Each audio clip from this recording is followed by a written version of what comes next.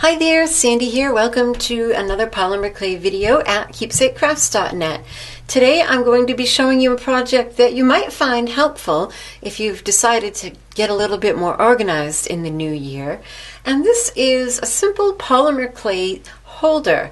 I've designed it to hold a cell phone, but you could also make a larger one to hold a tablet. You could use it to hold business cards, recipe cards, photos, photo frames, even as a place to plunk your eyeglasses. This idea was originally inspired by a pin on Pinterest, which was a product that was for sale at Elsa K Studios Etsy shop. I'll have a link to that in my blog post. But I just wanted to give credit to her as the original designer. Her products are made from ceramics, and today I'm going to be using polymer clay. So if you're interested in having one made out of ceramic, you should go check out her Etsy shop. So the first thing you're going to need is 4 ounces of polymer clay. Now it can be all the same color. I just thought it was kind of fun to make it 2 different colors. And a package usually that you buy in the store is 2 ounces. So here I have one package of Sculpey in turquoise, and then another 2-ounce package of Primo Peacock Pearl. I've conditioned them well and then rolled them out on my pasta machine at about a number 3 setting, which is about 1.5 millimeters. And I found a double thickness, so when your finished piece is about 3 millimeters, that's perfect. So the next thing you're going to need is a template, and what I have here are 2 4x6 business cards that I cut down to 3 inches wide.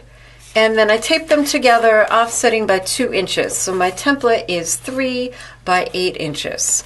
I also have a line here 2 inches from one end, although actually this would have sufficed because that's 2 inches. And you're going to cut each of your clay sheets out using the template. Now because this is longer than my clay blade, the best way to get a clean cut is to use a straight edge ruler and then use a craft knife.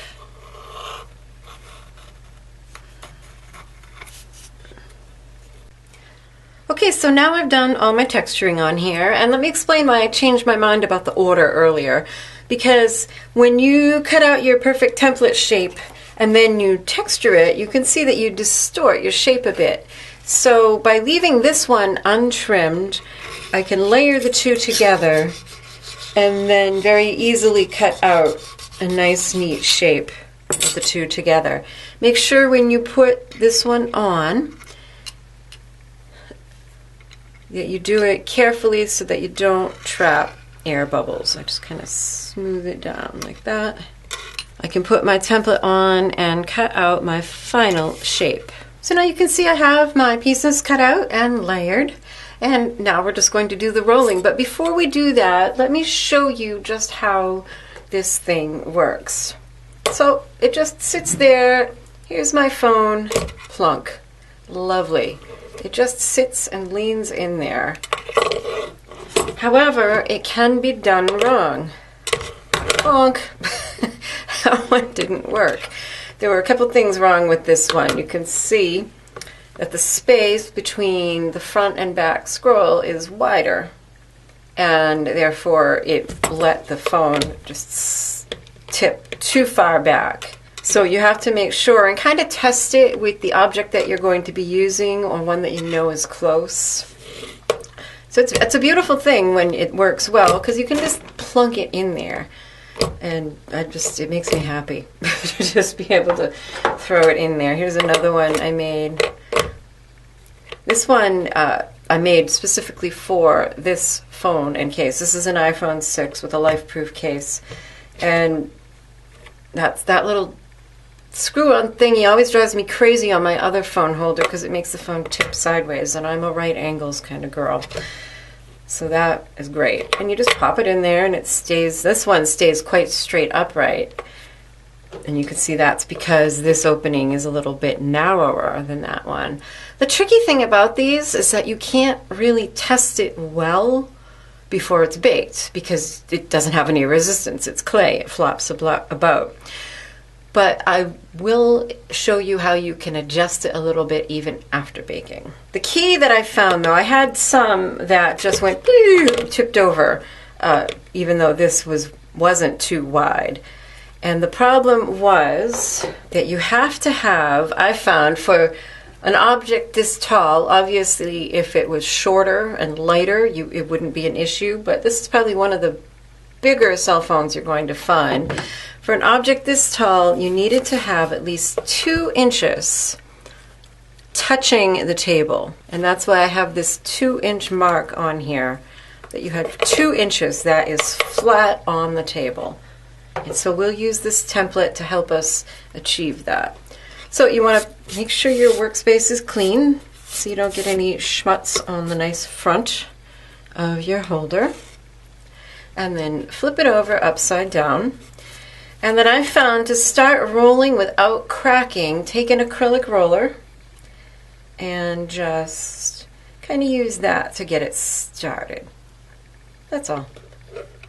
Now the front roll does not have to consist of much, just enough to catch the bottom edge of the object so that it won't kick out. And then we'll repeat on the back, and that's all you need to do. It just helps it get started. Now we want to keep these rolls right where we want them while we're baking because they will tend to unroll. So I have a super fancy tool for doing that. Some toilet paper.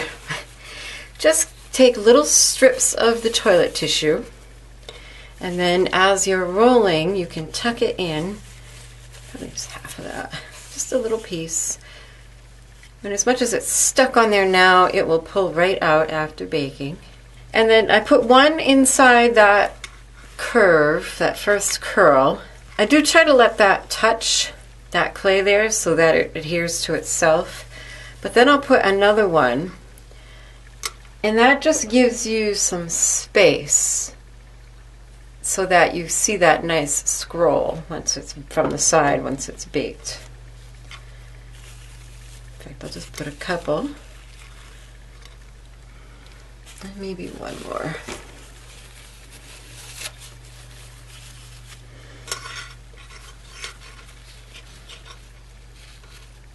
And you can kind of see that from the, can you? Not really. From the side, but we now have some space in there. You can see how it's trying to unroll. And then this is the point where I'm going to use my template to make sure that I have at least 2 inches touching the table, and that looks good. And then I'm not going to bake this on this tile because I don't want the bottom to get shiny. So you want to put it on whatever you're going to bake it on, and then take another piece of toilet tissue and just fold it to make a bit of a wedge, and then just tuck that under, and that, see, wants to unroll, won't unroll. And I'm going to take my phone, you know, if you're making this for a gift, you might have to borrow their phone for a minute. One of these is for my husband, but he has the exact same case as I do, although his isn't purple. And so that looks just right. And that's about the extent that you can test it before baking because, like I said, it's clay and it's going to move. And there we go. That's all there is to making it. And then you bake it in the oven. I bake these for a long time. I bake them for at least an hour because they're going to get used. You're going to be banging your phone or whatever objects into it. You really want it to be really strong. And the longer you bake polymer clay, the stronger it gets. As long as the temperature doesn't go over the manufacturer's recommended temperature, it won't burn. Now here's an instance where this piece, I took it out of the oven, put the phone in it, and it went flop. And it actually, when I took it out of the oven, it was curled up much more tightly than this one. It was somewhere around that point that I realized the 2-inch rule that was in play here. And so I put it back in the oven, heated it up for, I gave it maybe a good half an hour to get nice and warm. Because if you've noticed, polymer clay is pretty flexible when it's still warm out of the oven. So I used pot holders and I tried to reshape it. Unfortunately, you can see right here, it cracked it. So I won't be giving this one as a gift to anybody. But I just wanted to show you that you can, even now you can flex it a little. I'm going to end up breaking this pretty soon. But you can reshape it a little. If when it comes out of the oven, it just needs a few tweaks, put it back in at the same temperature, let it get nice and warmed up, and then take it out of the oven. You'll have to be kind of patient. It moves readily, but it takes a long time to cool down. I usually put on a YouTube video and then get it positioned and sit and hold it with my hand while I watch a video, so that you can watch another one of my videos until it's cooled down. It just takes a while, and then it will hold that shape once it's cool. And then after baking, you can antique it by painting on some acrylic paint. Let it dry just to the point where it's no longer shiny, and then you can rub off the excess and it accentuates your texture. This one I use this burnt umber color, and on this one I used black. And what's interesting is these are both the exact same color clay. This one has a layer of black, but the outer color is exactly the same. But on this one, I've taken it a step further. I haven't done it yet on this one. And I've added some gilder's pastes. And in a variety of colors. And since this is a linear design, I kind of added them along the lines, but I just added, yeah, some greens and blues and silver. You could sort of go in any direction you want, and I just rubbed them on in different places, added layers, and then let it dry for 12 hours and buffed it off. And I have this look of almost like raku pottery. I think it's very cool. If you want to know more about using gilder's pastes, then check out my gilder's paste video. On this steampunk one, I plan to do more, here's Inca gold, no, it's not Inca gold, African bronze, copper, Inca gold, antique gold, and instead of doing a linear pattern, I'll probably apply different colors to different gears. Now, in every single one of my project and Friday Findings videos, I always have a blog post with links to the supplies that I use. So if you ever want supplies, that's the most asked question I get on my YouTube channel. Click on the little eye that is in the upper right, or the link in the description box. That will bring you to my blog post where I will have a supply list and links to where you can get some of the supplies. Be sure to subscribe if you haven't already. Take a peek at my Patreon page for how you can get great rewards and help support these tutorials. Happy creating. Bye-bye.